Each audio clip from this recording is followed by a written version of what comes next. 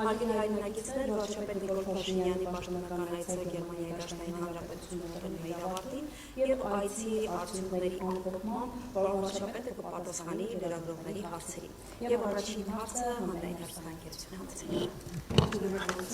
Վարչապետ, սա ձեր երկրորդ պաշտոնական այցն է Գերմանիա։ Այս այցի ինչպես է գնահատում այս այցը, ինչ կարևոր արդյունքներ կառանձնացնել։ Դեմ նշվեց Հայաստանի եւ Գերմանիայի միջև վարչակարգի մասին, բայց ինքնին մանրամասն ինչ է ենթադրում այն եւ ինչ ակնկալիքներ կարող են ունենալ այս հաստատում։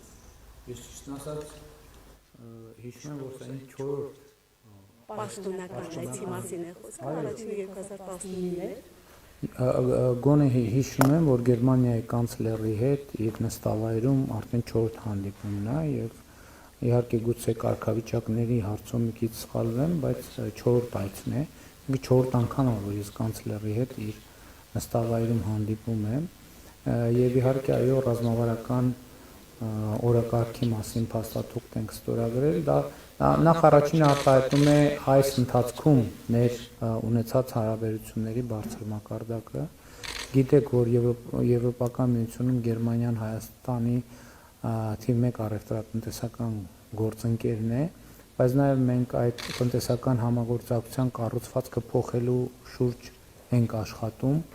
մեր տնտեսական հարաբերությունների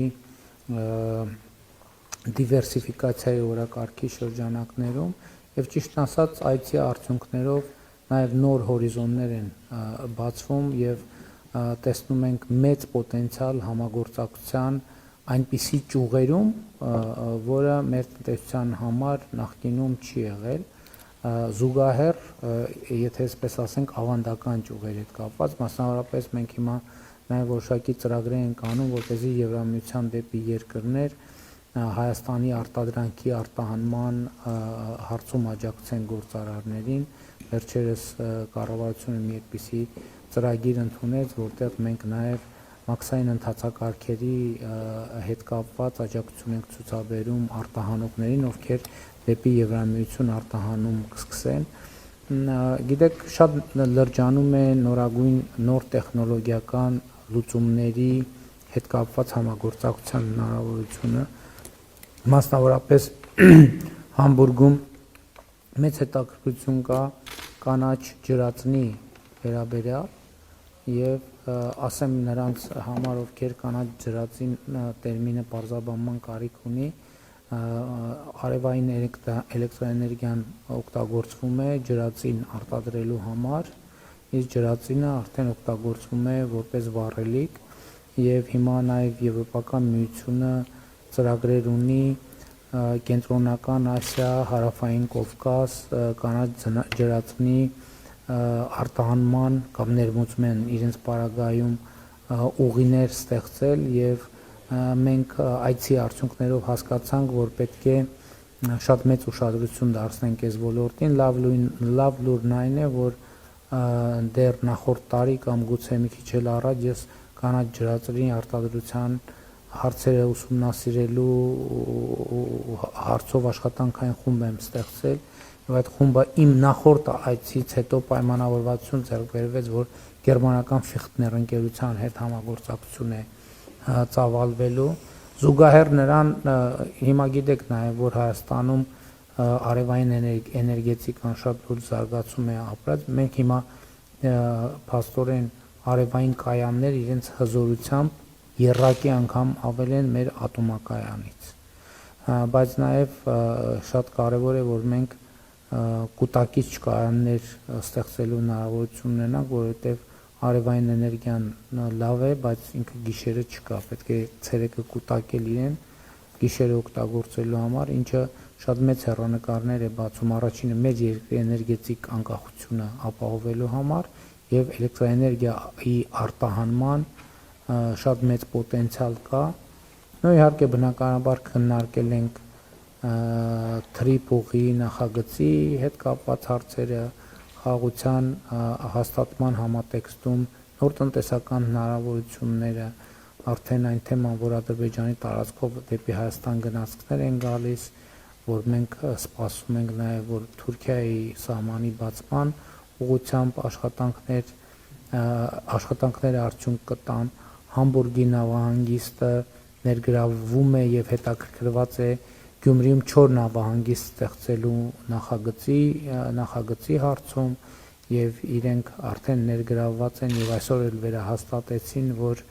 այդ հետաքրքրությունը առավել եւս հիմա տարածաշրջանային նախագծերի համատեքստում ավելի է ակտիվացել եւ այդպես շարունակ։ Այսինքն իրականում հիմա ես տենց ձեր հարցին, այսինքն դեռ չեմ էլ հասցրել ամփոփել, ձեր հարցը առիթ էր, որ մտքումս ամփոփեմ, ահագին ծանրակշիռ թեմաներ եւ օրակարգ է ձևավորվել այցի արդյունքներով։ Հաջորդ հարցը առաջն է։ Պարոն վարչապետ, Հայաստանը ոչ միայն Գերմանիայի հետ վերջին շրջանում այսպես ինտենսիվ ռազմավարական համագործակցության հուշագրեր է ստորագրում մի շարք երկրների հետ, վերջերս էլ Հայաստան-Եվրամիություն գործընկերության ռազմավարական օրակարգը հաստատվեց եւ հարց է առաջանում. երբ է Հայաստանը ի վերջո պատրաստվում դուրս գալ Եվրասիական տնտեսական միությունից եւ Եվրամիության հետ ասոցիացման համաձայնագրի վավերացման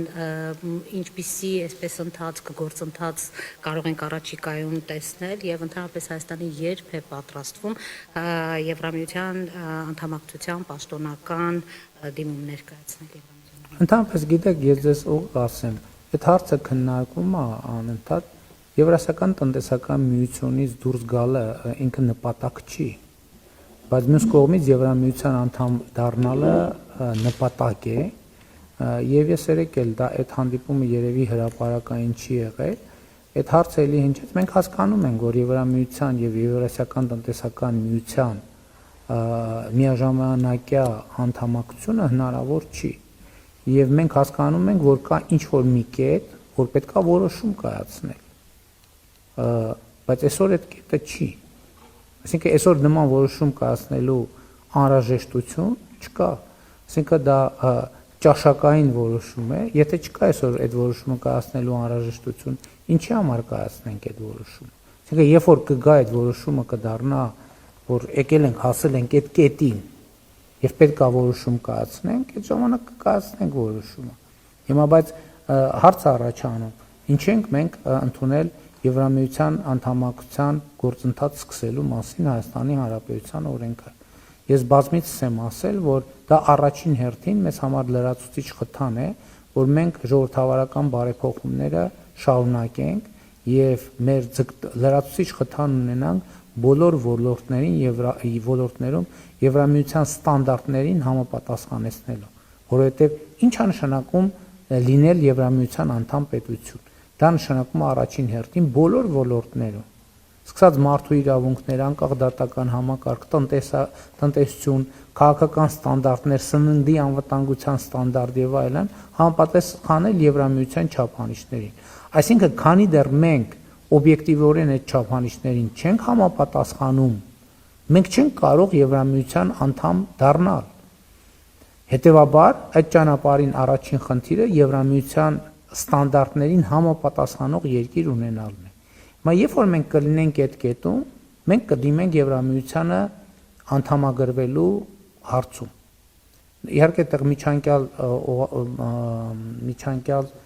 հանգրվաններ կան, բայց ես հիմա հարցին կարճ պատասխանելու համար ես ընդհանուր պատկերն եմ ներկայացնում։ Երբ որ մենք դիմենք Եվրամիության անդամ դառնալ, այդ կետին հասնելուց հետո,